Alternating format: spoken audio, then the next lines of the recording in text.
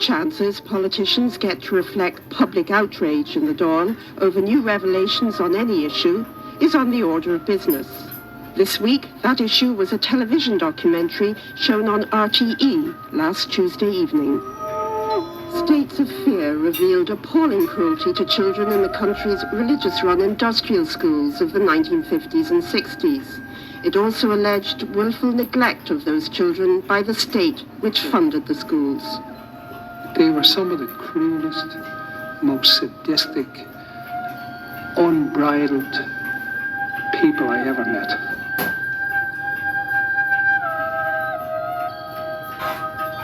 The one good thing about Christmas Day is there was no sexual abuse at Christmas Day. The following morning, Socialist Deputy Joe Higgins was first on his feet to press the government for compensation for the victims. The Labour Party, though, wanted to begin the healing process with a collective cross-party apology in the Dáil. Members of this House, on behalf of successive and previous governments and administrations, to offer the minimum of a word of apology and an undertaking that insofar as we have any control over the situation, when that matter can be considered by the whip. I think, Taoiseach, that nobody could object to that. John Coyle, I think that matter can be discussed with the whips, but needless to say, what the government are doing and what the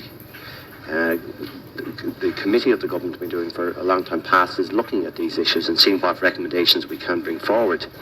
That cabinet committee was set up by the government at the end of last year, in the wake of allegations that well into the 1980s, the Department of Education turned a blind eye to the abuse perpetrated on school children by paedophile Donald Dunn, a former national school principal and Christian brother.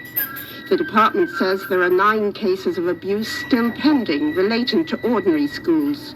However, more than 140 cases in which the department is named relate to the abuse that occurred in the industrial schools before they were abolished in 1970.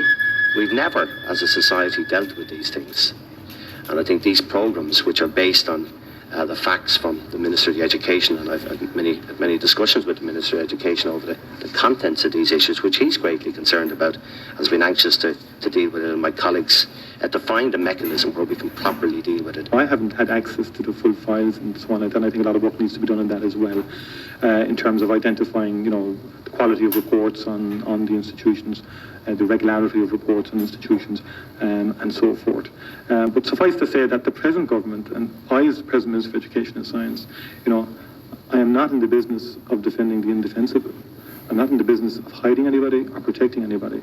I think it's time that the shutters were pulled up. Telling the stories of Satan. Too late, though, for those who told their stories on RTE television this week. Our pain can only be recognised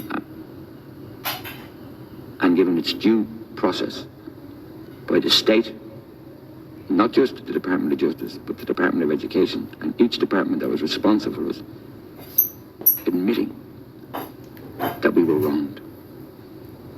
Not that they were wrong, that we were wronged, and that they knew we were wronged.